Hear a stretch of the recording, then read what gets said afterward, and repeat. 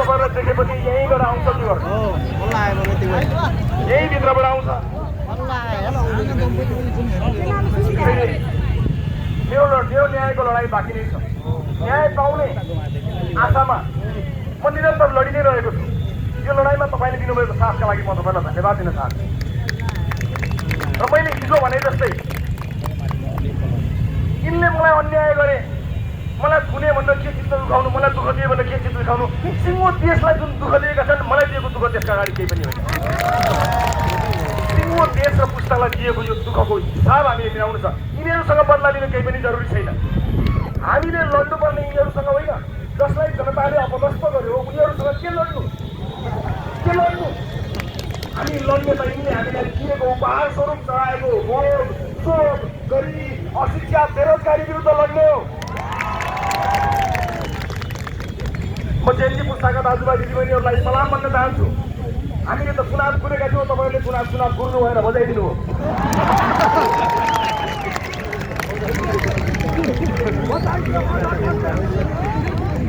हामीले चुनाव कुरेका थियौँ 80 र 21 भयो अर्को अझ चुनावैबाट गरौँला नि त भनेर हामी सोझो पार्लिमेन्टमा पनि हल्लाखल्ला नगरी पुलिस सुर्सी नमाजिकन उठेर गऱ्यौँ जेएनजीले त बजाइदियो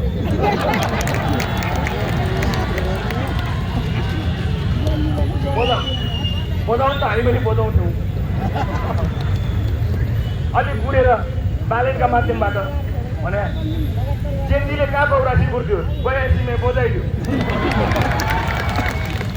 तर अब जे भयो त्यो बाटो होइन जे जसरी भयो जुन तरिकाबाट भयो देशका संरचनाहरू जले हामीलाई दुःख छ तर त्योभन्दा पनि धेरै त हाम्रा सपनाहरू जलेका छन् त्यसलाई के खरानी दिनु भएन नि त्यसलाई बचाउनु पऱ्यो नि दरबार बनाउला संसद भवन बनाउला न्यायालय पनि बनाउला तर वर्षौँदेखि खरानी भएको हाम्रो सपना कसले बनाउँछ हामी बनाउँछौँ हामी सबै जेएनजीको साथ बोकेर हामी जेएनजी भाइ हो रवि दाइ पनि साथ भन्छ किन चिन्ता गर्छौँ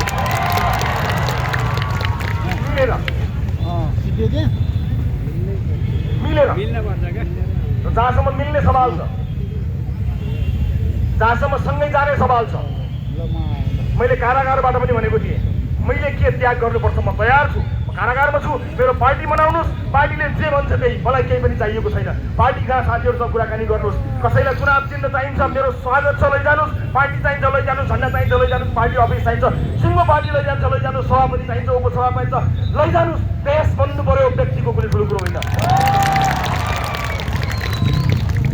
र मिल्नुपर्ने जो हो अन्त्यमा हामी मिलेरै छोड्छौँ तपाईँले चिन्ता गर्नु पर्दैन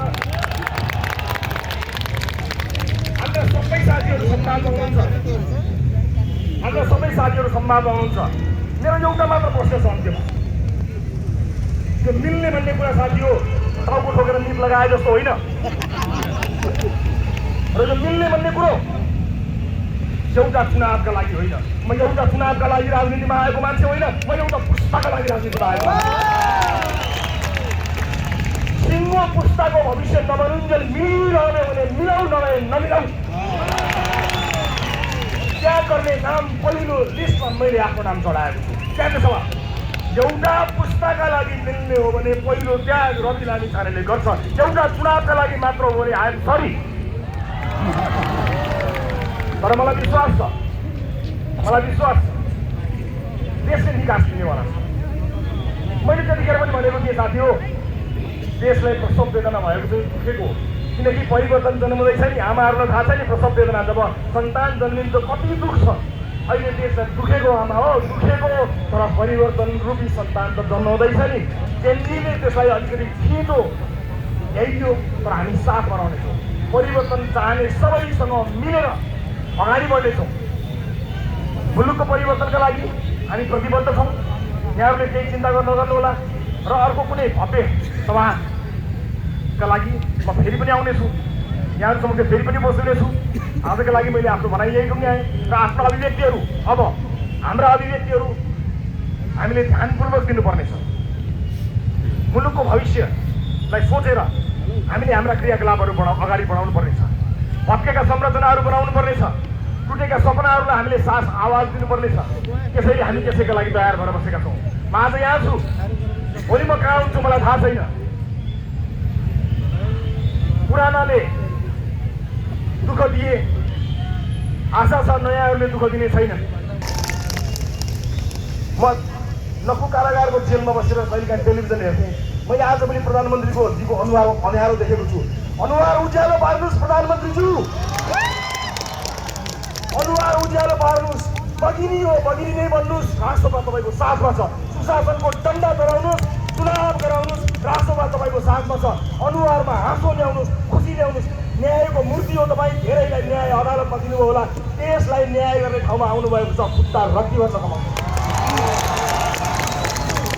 एक बारको दुनियो धेरै भयो। तपाईँ नखुजाने त हुने, किन चिन्ता गर्नुहुन्छ?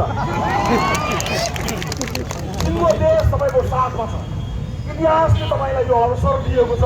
नेपाललाई मात्र आमा भन्नेले प्रधानमन्त्रीलाई आमा भनेको छ। सन्तानको स्याहार गर्नुहोस्, सन्तान साथमा छ।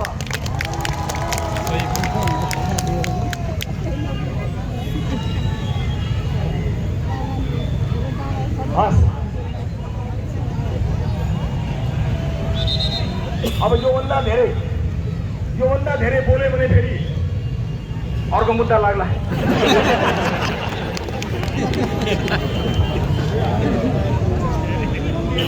अब म यहाँबाट काठमाडौँ जान्छु।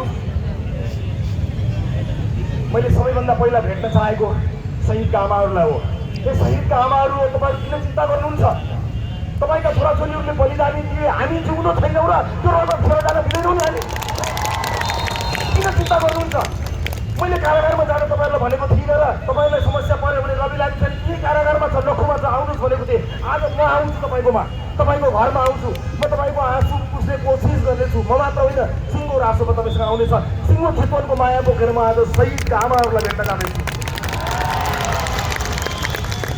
यो सार्वजनिक मञ्चमा म ती आमाहरूलाई भन्न चाहन्छु, आमा हो, कोख रितिएको होला, केही छोराहरूले बलिदानी दिए होला, सिङ्गो चितवनका छोराछोरी तपाईँको साथमा छन्। तपाईँलाई